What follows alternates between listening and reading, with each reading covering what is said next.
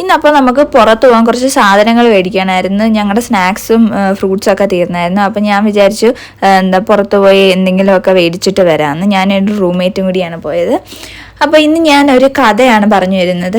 കഥയല്ല, മീൻസ് ഇതെൻ്റെ ജീവിതത്തിൽ ഞാൻ ചീന്തിയെടുത്ത കുറച്ച് സംഭവങ്ങളാണ്. അപ്പോൾ ഞാൻ പറഞ്ഞു തുടങ്ങാം. ഞാൻ നാട്ടിലായിരുന്നപ്പോൾ ഞാൻ ഇപ്പോൾ എവിടെയെങ്കിലും പോകണമെങ്കിൽ ഒന്നി അമ്മ അല്ലെങ്കിൽ അച്ഛൻ അല്ലെങ്കിൽ രണ്ടുപേരുമായിട്ട് ആയിരുന്നു പുറത്ത് പോകുന്നത്. അല്ലെങ്കിൽ എന്തെങ്കിലും സാധനങ്ങൾ മേടിക്കണമെങ്കിൽ തന്നെ ഞാൻ അവരുമായിട്ടായിരുന്നു പുറത്ത് പോകുന്നത്. പിന്നെ ഇവിടെ വന്നതിന് ശേഷം ഞാൻ കുറേ മാറി. ലൈക്ക് ഞാൻ ഒറ്റയ്ക്ക് പോകാൻ തുടങ്ങി, ഒറ്റയ്ക്ക് സാധനങ്ങൾ മേടിക്കാൻ തുടങ്ങി. സാധനങ്ങളുടെ ലൈക്ക് വിലകൾ നോക്കി ഇങ്ങനെ ഓരോ സാധനം എടുക്കുമ്പോഴും ഞാൻ ഇങ്ങനെ നോക്കും എത്ര അങ്ങനെ കുറേ ഞാൻ പിശിക്കുകയായി ഇവിടെ വന്നിട്ട്. അപ്പം ഞാൻ ഇപ്പം മനസ്സിലാക്കുന്നത്, ഞാൻ ഇവിടെ ഞാൻ വന്നിട്ട് ഒരു 3-4 മാസം ആവുന്നുള്ളൂ. ബട്ട് എന്നാലും ഈ 3-4 മാസത്തിൻ്റെ ഇടയ്ക്ക് ഞാൻ കുറേ കാര്യങ്ങൾ തന്നെ ചെയ്യാൻ പഠിച്ചു.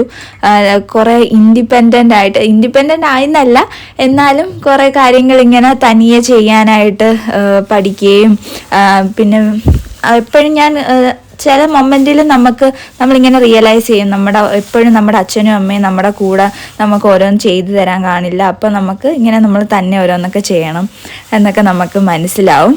അപ്പം ഞാനിപ്പോൾ ആ സ്റ്റേജിലാണ്. ഇപ്പം ഞാൻ അങ്ങനെ കുറേ കാര്യങ്ങൾ പഠിച്ചു വരുന്നതേ ഉള്ളൂ.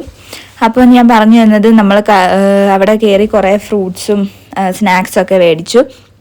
പിന്നെ ഞാൻ അവിടെ ഇങ്ങനെ കുറേ കറങ്ങി നടന്ന് എൻ്റെ റൂംമേറ്റാണ് എനിക്ക് വീഡിയോ എടുത്ത് തന്നത്. എന്നിട്ട് പിന്നെ ഞങ്ങൾ ഐസ്ക്രീമൊക്കെ മേടിച്ചു. കുറേ ഫ്ലേവേഴ്സ് ഐസ്ക്രീം ഉണ്ടായിരുന്നു. ഞാൻ എത്ര ഫ്ലേവേഴ്സ് കണ്ടാലും ഞാൻ ലാസ്റ്റ് കറങ്ങി തിരിഞ്ഞ് വാനില തന്നെ ചെല്ലും. അങ്ങനെ പിന്നെ ഞാൻ വാനില എടുത്തു, എൻ്റെ റൂംമേറ്റ് ബട്ടർ സ്കോച്ചും എടുത്ത്. പിന്നെ ഞങ്ങൾ അതൊക്കെ ബില്ലൊക്കെ അടിച്ച് ഞങ്ങൾ വെളിയിൽ നിന്ന് തന്നെ കഴിച്ചു. അല്ലെങ്കിൽ നമ്മൾ ഹോസ്റ്റലിൽ ചെല്ലാൻ നിന്ന് അത് അപ്പം തന്നെ അലിഞ്ഞു പോവും. പിന്നെ ഞങ്ങൾ വിചാരിച്ചു പോകുന്നതിന് മുന്നേ ഫുഡ് എന്തെങ്കിലും മേടിക്കാമെന്ന്. ഇത് എൻ്റെ റൂംമേറ്റ് വെജ് ആയതുകൊണ്ട് എപ്പോഴും റൊട്ടി മേടിക്കുന്ന ഒരു കടയാണ്.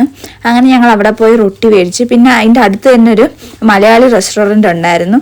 അങ്ങനെ ഞാൻ അവിടെ കുറേ മീൻകറി, ഇങ്ങനെ നമ്മുടെ പല പല പലഹാരങ്ങളും ഒക്കെ ഉണ്ടായിരുന്നു.